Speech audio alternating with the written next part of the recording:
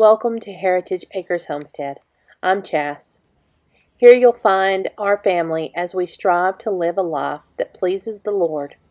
We do our best to make the most out of what we've been given, so we'd like to invite you to come along and join us on our journey.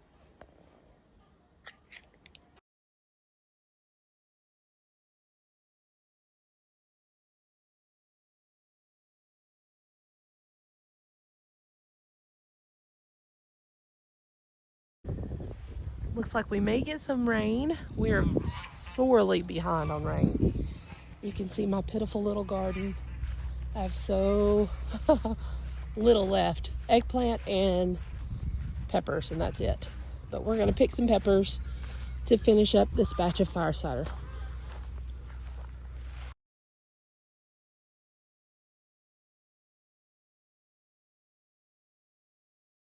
Good morning, y'all.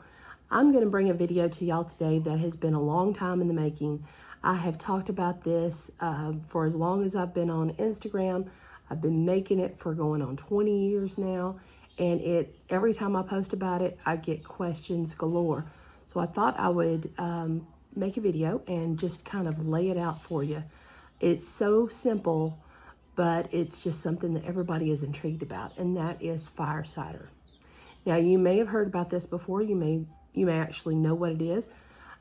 It's called several things in several different areas, depending on where you are. You may have never heard of it at all. But some people call it a health tonic. Some people call it like a master tonic. My uncle calls it fire water. But we call it fire cider, and we've been taking it for years and years and years. And it's just something that is a staple here. And it's a rare occasion to find me without an abundance of this in my pantry. So I'm going to show you how I make it. I'm going to also show you that there are variations that you can add or not. But there are tons and tons and tons of ways to make this. If you did a Google search, you would find there are so many recipes out there. But this is the core way that I learned how to make. Like I said, it's going on 20 years. And it's the way I make it every single year. I make it usually a couple times a year, and I make it by the gallon, so I have it until the next time I make it, and we don't run out. So you may just be wondering, what is fire cider? So its basis and core has 5 ingredients. And those 5 ingredients are cut up, put into a jar, and covered with apple cider vinegar. And they're left to steep and to ferment in that vinegar for a good 4 to 6 weeks. When that is done, you're going to strain it off, and that liquid is what you're going to take. And you can take it daily as a preventative, or you can take it when you start to feel sickness or you've been around sickness, to help the body to ward off or to fight off whatever you're dealing with. So it's a great thing to take. If you've got a big family, there's always stuff coming in. We've just had a little bout of something that's come in. My grandson got sick, and then he kind of just passed a little cold on to all of us. And all of us, we were hitting it with fire cider every day. And it really has made a big difference. So let me show you what the ingredients are and how I prepare ours. So now I'm going to find a place for little man, put him in his bouncer, swaddle him up and put him in his bouncer, and then we're going to cut up the stuff and make a batch of fire cider. So the first thing we're going to talk about is the core list of ingredients, and the first one's onions. First one is this. Oh, the first one's peppers? Oh, okay. Well, you'll have to show them. Onions are one of the best things that you can use for this, because there's so much goodness in an onion. You may not realize it. It's high in vitamin C. It actually helps with iron absorption. You remember, sometimes in old movies, you might have seen this, where a kid would have like a real bad cough, and they would make this poultice, and it was all of fried onions, and they would wrap it in a towel, and they put it on their chest, and they breathe in those fumes, and it would help break up that mucus. Well, it wasn't a wives' tale. It's something that actually works.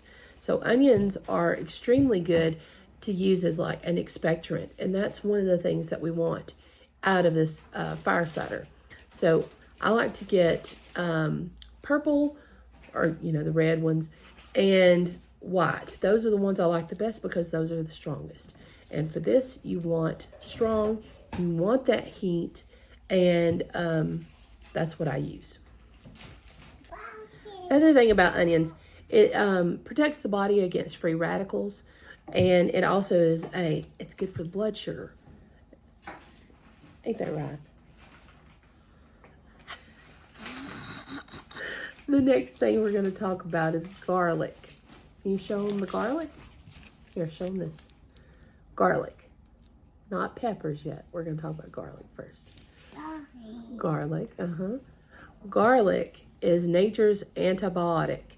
We use garlic in a lot of ways around here. If you look behind me, behind little Weston's head here, that's some garlic I have fermenting. And that's right, it's a pepper. We take cloves of garlic when there's sickness as oh goodness, careful, as like an antibiotic. So if we know that there's somebody sick and they're needing to fight off something, we use a clove of garlic too, but that's totally different. So garlic, we know, has all kinds of wonderful benefits. So if you ferment that garlic, it just gives it like tenfold of those benefits. So fermenting is always good to amplify something. Ginger is one of the ingredients, one of the core ingredients in fire cider. You may not have known this, but ginger has been linked in studies as helpful to those who have early stages of Alzheimer's and dementia, as to helping reverse those symptoms. So ginger has a lot of different things. Also, ginger is good for stomach issues. Like pregnant women use ginger for nausea. You can use it if you're not pregnant too. It helps with nausea, whatever, pregnant or not.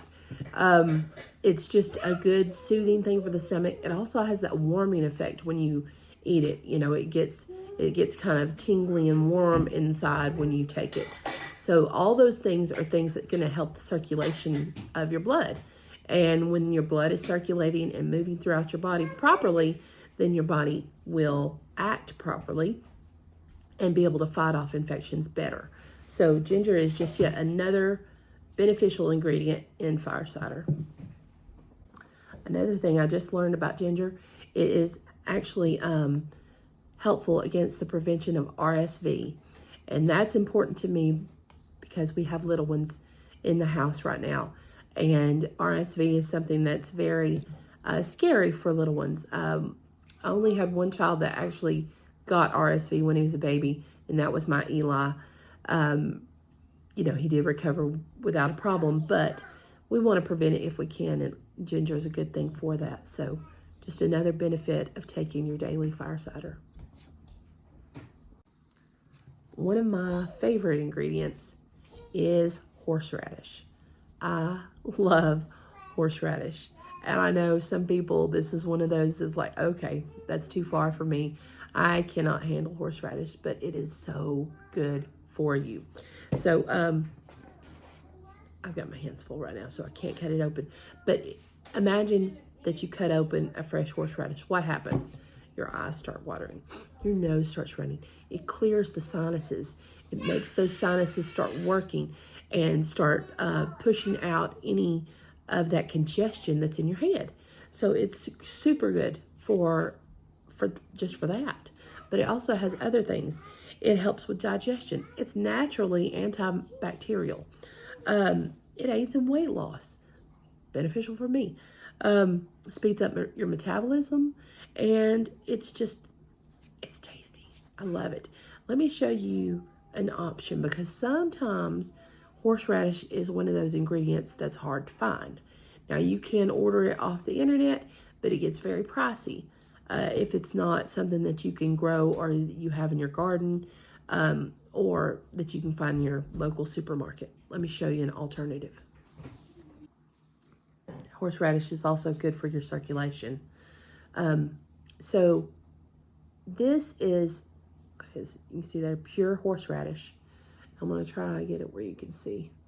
But all that's in here is horseradish root, vinegar, and salt.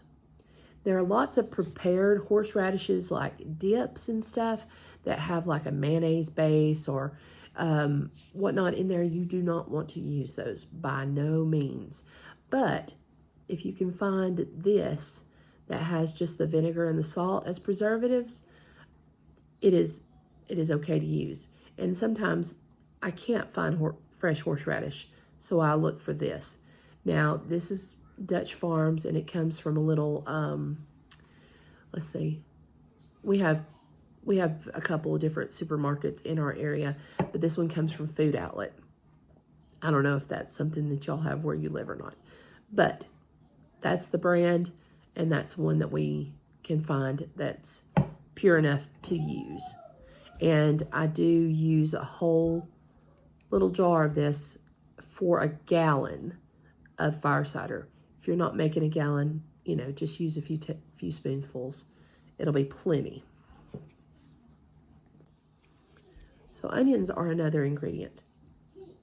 Onions are great because they are like a natural decongestant. Again, you cut open a good, strong onion, it hits you, your eyes begin to water, your nose begins to run, and it starts to have that circulation in your body work again, work even a little bit harder. So it's pushing things through. And so that if there's any, cold, sickness, it's going to start flowing and hopefully get on out of your system. Onions, I like to use a strong onion, like a white or a purple. A sweet onion will work if that's all you have. But I really like to use the stronger varieties for this fire cider because, again, we want the body to start pushing things. We want it to start pushing out the toxins and releasing, when you sweat, you release toxins. So that's what we want. We want the body to have to sweat a little bit, have to start pushing through, start that nasal, the sinuses to start running. We want all that to happen. It's a natural decongestant. You don't have to go reach for the Sudafed or the, whatever. You can get this and it's going to start running that too. So that's what we want. Another thing, if Denver was here, he would show you. He really wanted to say the peppers part. Peppers. Now look for hot peppers. Don't be worried because you're like, I don't like hot peppers. You're just taking a spoonful of this at a time. So it's not like you got to drink a quarter of it or anything.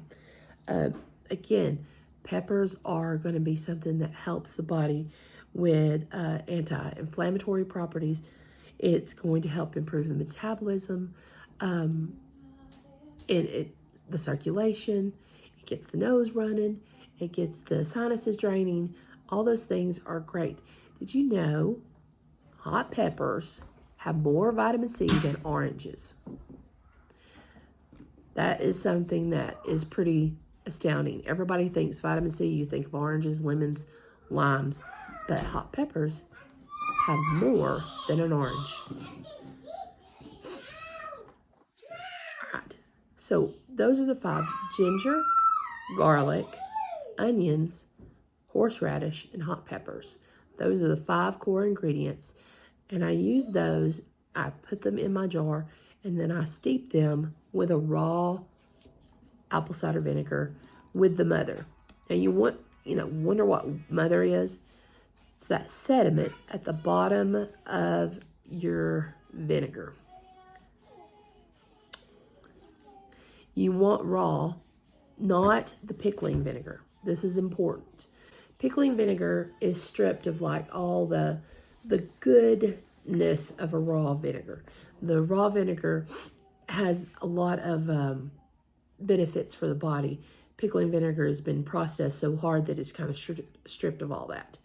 And, it's great for pickling, for canning, whatever, but not for cider. So use this for your fire cider. raw. I don't care what brand. Brands don't matter to me. I know there's Bragg's. This is Harvest Farms is what I have. It was less expensive than Bragg's, and that's why I went with it. It is organic. It has the mother, non-GMO. I look for that. So that's the brand I use, but you can find if it's, you know, even generic. I know Azure has it. I've actually bought from Azure before. If I had a better way of getting an Azure drop close to me, I would be doing an Azure drop too, but I don't have that option right now. So I have to buy from the store until I do. But they have a 5-gallon bucket of apple cider vinegar that's raw with the mother, and I would buy that if I could. Apple cider vinegar is good for cramps. It's good for sore throats. It's good for funguses, infections, stomach ailments. So it's like you're putting layer upon layer upon layer of health benefits into this one concoction that you're making. So no wonder it's called a master tonic or a health tonic or, you know, fire cider. I remember I was at a grocery store and I was buying some of the ingredients to make some, and it was not the season where I had a lot of my ingredients fresh, you know, freshly grown. And so I was buying a lot of them, and that's fine. If you don't have it freshly grown, buying it's fine. But I was buying it, and that was all I was getting. So I had all these things, and they were like, this is a lot of strong ingredients. What are you doing? And I said, I'm making fire cider, and they'd never heard of it. And so, of course, me being me, and I'm a talker, and I just go into a whole spiel about what it is. And they were like, man, that's like you're making your own flu shot. And that's exactly what it is. It is something to help the body to prepare itself to fight off, to ward off all those germs, all those sicknesses that are creeping around this time of year. And a friend of mine from Instagram really pointed out something that I hadn't really thought too much of before, but we know all things begin in the gut. And what inhibits the gut? Bad food, sugar, things like that. So what comes around right now? Candy. Candy is everywhere because we're close to Halloween. Then we go from Halloween to, and there's nothing wrong with good home-cooked food. We go to Thanksgiving. But there's a lot of sweet things that come with Thanksgiving. And then we go into Christmas, which is more candy and more parties and more. So it's a lot of sweet things. And if we only had those like on one or two occasions, it might not be so bad, but we continuously consume too much sugar and fun foods like this whole season. So no wonder the body becomes susceptible to infections. So maybe watching our sugar intake during this time and taking fire cider will help us all to ward off those infections and ward off those normal colds and flus that seem to come in every time we have this time of year. So I think that's a good thing to think about. So now I'm going to tell you about a few other options that you might want to add to your fire cider if you choose. So Denver had a cold. He gave it to his parents, gave it to me, and I started feeling a little bit achy on Monday. It didn't stop me. I did all I had to do, kept going. Tuesday felt worse. Still got up, doing the dishes, doing the laundry, normal stuff. By Tuesday afternoon, I was like, I gotta lay down. I feel rotten, just rotten. Laid down, took a nap. Got up and did some more laundry. There's a lot of laundry going on around here. Did some laundry and still didn't feel good. So went back to bed that night and slept. So I'm going to say I felt bad for about 12 hours. Well, in that 12 hours, I started hitting my fire cider. The next morning I woke up, I'd sweat through the night, and I woke up feeling almost normal again. I attribute it straight up to the fire cider and to prayer. I felt way better because I started early, started hitting that fire cider, and I felt, right, pretty much normal again. I was able to do all my chores, all my normal everyday work. It was back to normal. I do sound it. You can hear it in my head. I sound congested, but no fever. The fever was gone within just a few hours, and I think I hit it. I think I got it before it got bad. So, not saying that's going to happen for everybody, but it did for me, and it's done that before. I've done that before. It's not a one-time thing. My arm's going to sleep. Little man's getting chunky. Look how sweet. He loves to nap on my chest. Okay, so let's talk about some optional ingredients if you choose to use them. So some optional things you can use in your fire cider are lemons. I like to use lemons because, of course, that's just another layer of vitamin C.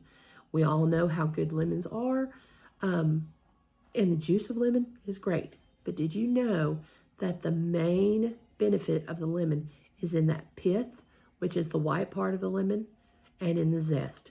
So I use the lemons like in slices. I slice them up.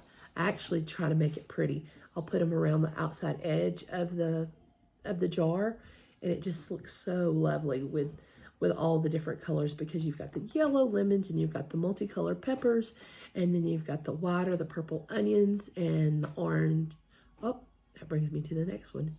I like to use turmeric as well. Turmeric is super, it's like a super food. It's a funny little vegetable that grows underground. I guess it's a vegetable. It's like a root vegetable. It grows underground, and it's vibrant orange. I don't know if you can see on this hand, but I've already made a couple of jars of fire cider this week, and I know it's on this hand, but my fingers are stained. Now, so if you don't want stained fingers, or you have something that you need your hands looking nice for, wear gloves, because turmeric will stain. It will also stain your cutting board. Let me show you this. It will stain yellow. Even though it's orange, it will stain yellow. So be prepared for that. But turmeric is anti-inflammatory. And so many diseases, so many sicknesses start with inflammation. So anytime we can use things that are anti-inflammatory, we should. Now, if we use turmeric, we want to use something to activate turmeric. And I learned about this a long time ago. Turmeric is good, but what activates turmeric is black pepper. So I've got black peppercorns that I add to the fire cider as well. So if you choose to use turmeric, always add some black peppercorns in your fire cider too. I don't have these laid out. I should have. But another couple of things you can use is sprigs of herbs. Rosemary, sage, thyme, any of those. They're all great for respiratory problems. So because, a lot of times this is where it all starts with sickness. It's usually in the chest and the lungs and the sinuses and the head. So all those things that help support the respiratory system will be great. And those sprigs of those herbs will just saturate the fire cider as well. It'll be beautiful, it'll be fragrant, and it will be beneficial. Cinnamon sticks are another one. Same thing, you could use cinnamon sticks in there too. So those are some options, and there's probably even more out there. But like I said, onions, garlic, ginger, horseradish, and peppers. Those are the ones I always use, as well as apple cider vinegar. Steep those. You want to steep it for at least 4 weeks. 6 weeks is even better. You probably don't want to go too much longer than that, because those vegetables will start breaking down and becoming mushy, and then it's going to cloud your final product, and it's just going to make it more of a thick drink rather than kind of a clear, shot, and it might hinder the taste a bit. So when you add those to your fire cider, you steep it. It's been 4 to 6 weeks. You decide, okay, you're ready. It looks great. I'm going to pour it off, strain it off, and then store it. Now, it's vinegar based, so it can be stored on the shelf if you choose, or you can store it in the fridge. You can store it on the shelf or in the fridge. But because of the raw vinegar, you likely, not always, but sometimes, can have a SCOBY form. And it's just this gelatinous, kind of slimy substance. It's not bad. There's nothing wrong with it. If you have one that forms in your fire cider, you can scoop it off, or you can just kind of scoop it out of the way if you need to. It's not going to hurt you. It's just a SCOBY is a symbiotic bacteria of yeast. No, symbiotic culture of bacteria and yeast. SCOBY, SCOBY. And that's what's used. It's what's formed when you make kombucha too. So it's nothing to be afraid of. So now I'm going to find a place for little man. Put him in his bouncer. Swaddle him up and put him in his bouncer. And then we're going to cut up the stuff and make a batch of fire cider.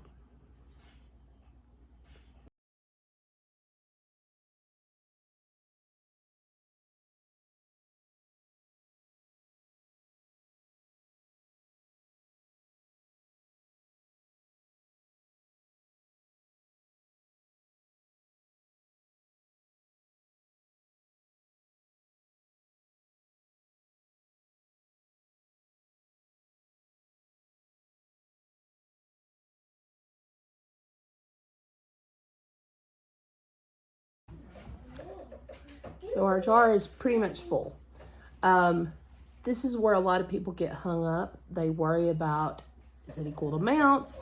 Am I using enough of this or enough of that? It's going to turn out. Don't fret. Ideally, you have sort of equal amounts in there. If you don't, it's okay. You don't have to have exacts.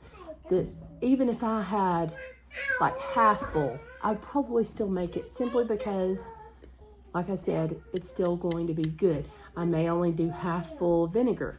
You know what I mean? It's going to work. So don't fret so much if you don't have a gallon full. You may not need 3 gallons like I have going. You may only need a quart. Start with a quart. See how you like it. See how it does for your family. And go from there. So, like I said, I've layered my onions and garlic and ginger, hot peppers, turmeric, lemons. I put some rosemary in there. I put some sage in there. Black peppercorns are in there. I put a variety of peppers, and I think it's just beautiful. So now we're going to fill it up with vinegar.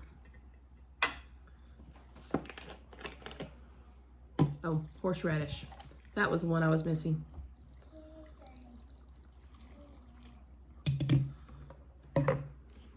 And I'd said this over on Instagram, but I don't think I've said it here yet. You want to make sure you're using the raw with the mother apple cider vinegar. There is a pickling vinegar out there. That's not what you want. You want raw with the mother. I have yet to test this if it works with a homemade apple cider vinegar. because I do make my own, but I've yet to test it. So I can't speak to that. My homemade does have the mother and it does have a SCOBY growing. So I do need to test that out eventually. That was what I was talking about with turmeric. Your hands will be stained. So be prepared for that. Also be prepared, if you're not using gloves, hot peppers. Because the other night when I made one of the first batches, had hot peppers all over my hands. I rubbed my eye and my eyes were just burning. So be careful of that too. So I'm going to fill this up, probably up here to the neck. Now, the next thing I'm going to do, and I'm doing it because we're still somewhat warm here. We've had some cold snaps, but nothing to kill out the gnats and stuff. I'm going to cover the top of this with some plastic wrap. And that is because gnats, fruit flies, whatever you want to call them, they can get up in through the crevices of lids like nobody's business. Even if you think you have it on there snug, they can get in there. So to be safe, because I do not want to have little worms crawling in the top of this. And I know that's gross, but it happens. I've had it happen. I do not want that. So I'm going to put some of this plastic, let me grab it, press and seal stuff. You can use plain plastic wrap if that's what you got. I've had a little bit of this. I think I've had it for 2 or 3 years. A normal ferment, it doesn't have to have the way for air to escape. This is different. So I've got the plastic wrap on. I'm putting my lid on. I'm gonna push that around. And there it is. I'm gonna set this aside. Now, some people say put it in a dark place and leave it. I will forget. That's just how it is. If I don't have it inside, in my mind or in line of view, I'll forget about it. So I just stick it over here on my counter. Sometimes I'll shake it. Sometimes I'll just make sure. Because it's steeping in vinegar, you're likely not going to have any kind of mold or any kind of growth like that. If you do, it's not a huge deal. Just scoop it off the top and move on. I know that sounds so weird if you're not used to this, but when you make molds are not as scary and gross and horrible as people think. They're just not. So if you have a little bit of a mold, scoop it off, go on. Now, if it's gone down into it and it's hooked on the vegetables and everything, then you might want to worry. Let me tell you another thing I just thought of. So there is an enzyme in some garlic that will turn the garlic a purple or even green or blue color. This is not bad. This is not mold. I've had numerous people message me worried about that. It is not mold. It's just an enzyme that colors the garlic, throws off color when it ferments. So no worries there. All right, that's it. If you have any questions, you can leave them in the comments. If you've made it and you love it, let me know. And I hope this is helpful to you. Thanks for being here. Bye-bye.